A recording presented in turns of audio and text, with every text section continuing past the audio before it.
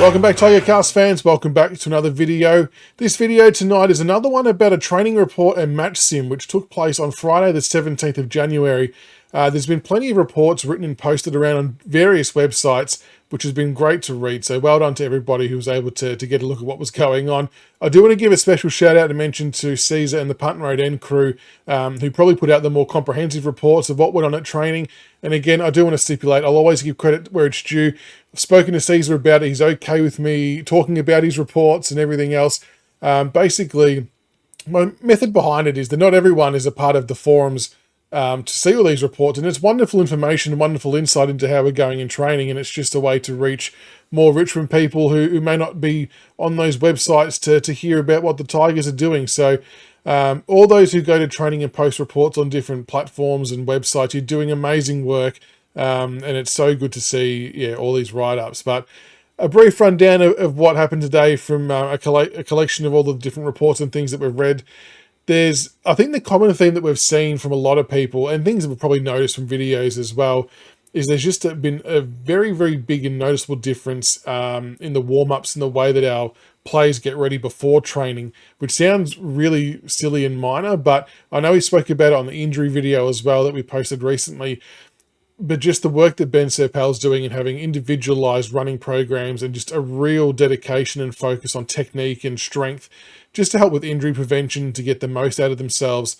It's really, really good to see. And it's something I wish we had many years ago, to be honest, but a lot of people are starting to really notice it now, which is good. And it sounds like that Ben's been very vocal throughout most of the training session too, not just the warm-ups. So he's obviously staying on top of players, making sure technique and everything's correct, which is what you want the fitness guy to be doing. So big tick in the box there.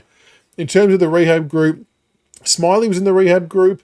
Again, I think this is probably just a management thing. First year player, done a fair bit of work pre-Christmas and post-Christmas. You don't want to burn him out, so I wouldn't read anything into that whatsoever.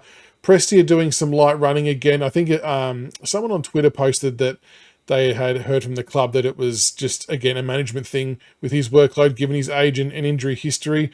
McAuliffe and Armstrong still doing some warm-up and main drills. McAuliffe's the interesting one for me, that he hasn't really progressed from there yet, and we haven't heard from the club one way or another. So I'm starting to get a little bit concerned about him, that something's happened, but we'll just have to keep watching this space, I suppose.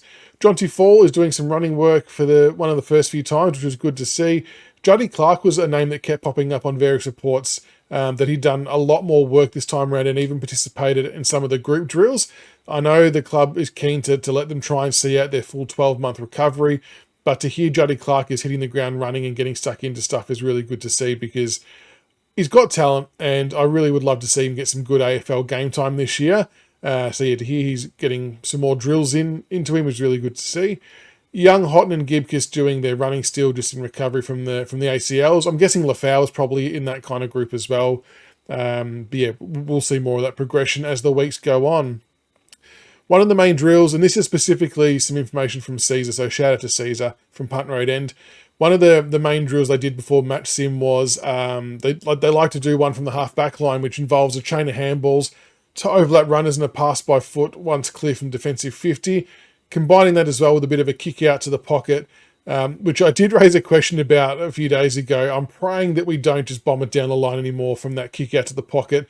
It was one of the most difficult things to watch during the football season. Just kick it to Ben Miller in the pocket and then kick it 55 metres down the line for it to come straight back in. But it sounds like that now we do still kick to the pocket, but then we are looking and moving the ball back inboard to open the game up. So that's exciting to read and hear about. Hopefully this translates to on-field game day stuff when the season starts and there's real-life pressure. But at least the intent's there, and I would love to see us mix it up and do that a hell of a lot more, because yeah, going down the line just was not working in any way, shape or form. It was horrible. And wave running is encouraged as well. So I'm not sure if this is a chaos mentality or a just swarming mentality, I guess, but it kind of tied into what I was observing as well on some training videos earlier, specifically with ball movement from the back line, where I noticed Kane McAuliffe in particular was running 2 or 3 possessions ahead to get the next ball. So it seems like when the turnover's complete, we are getting on our bike and really motoring to get moving into the next position. The obvious risk there is if you turn it over, Maybe we're going to get found out a couple of times and be out of position. I'm not sure what the backup plan is there, or whether it's just reliant on two-way running. But yeah, wave running seems to be back in vogue at Tigerland, which is interesting. Onto the match sim. Again, a lot of this is from Punt Road End Caesar notes, so shout out again to Caesar. Hugo and Sonzi started on the wing. Good to see that Sonzi was up the ground a bit more, not in the forward line. Campbell, Hopper, Taranto, Lawler, Ross, K-Mac, Nank, Ryan were the mids and rucks. Fawcett, Sims, Bauer, Lynch, Gray, Steely, Rioli Jr., Mansell, I think Elgin were the forwards. Cozzy, Blight, Trezise, Vloston, Caleb Smith, Tom Brown, Banks, Broad, Trainer, and Short playing in defence. Some VFL top-up plays as well. Help filled up the rest of it. Bauer was apparently one of the better, stronger marks for the day, which was interesting given he's still got his non-contact cap on. You know, it's things like that where you would love to see someone like Fawcett or Sims or someone like that really sort of take those big grabs, but wasn't to be today, unfortunately. Blight and Cozzy were apparently, and a lot of people actually mentioned Cozzy in particular in the various places I saw reports that he did really, really well doing his defensive role. And we've said for a little while that we feel that defense is probably the best and only spot that Cozzy's going to fit in. What's interesting is, I know I put a video out about Jacob Blight taking this opportunity with Bolter out for 4 weeks, but now it feels like maybe it's a Blight versus Cozzy race to see who takes this spot. It's going to be fascinating to see what happens. I would personally rather Blight have a crack because he's been doing some really good preseason work as well. A lot younger, probably got a higher ceiling than Cozzy, but maybe they'll go for the safer and more known quantity in Cozzy for that defensive role while Bolter's out. So, but at a minimum, and at the absolute worst, he's putting his best case forward and making competition for that spot, which is all he can do. The overwhelming favourite, though, from a lot of people, in a combination of drills and the match sim, seemed to be Tom Brown. I've seen a lot of reports saying he just looked a level above, that his running and work rate is miles up on last year, that he's smashing the sprint drills they do at the end and even at the beginning. So that's really, really good to see, because I think last year a few people saw that maybe he wasn't pushing through contest to contest as well as we would like. He's obviously still very young and very raw too, but Tom Brown seems to be putting in a monster preseason from a running capacity perspective. I'm not sure if he's back to full contact yet, if he's still got the non-contact hat on after the shoulder surgery. But yeah, it's going to be a big year for Tom Brown, I think. If he can keep himself on the park, a bit of a watch this space, I reckon. And Jasper Alger was another one who got a bit of a shout out from Caesar, showing him a bit of love, which I like because I'm a big Jasper Alger fan as well. So I am Team Alger. But Caesar had noted that Jasper was in absolutely everything, following up his passes to get to the next contest, chased down Bolter for a holding the ball free kick, was providing outlet options.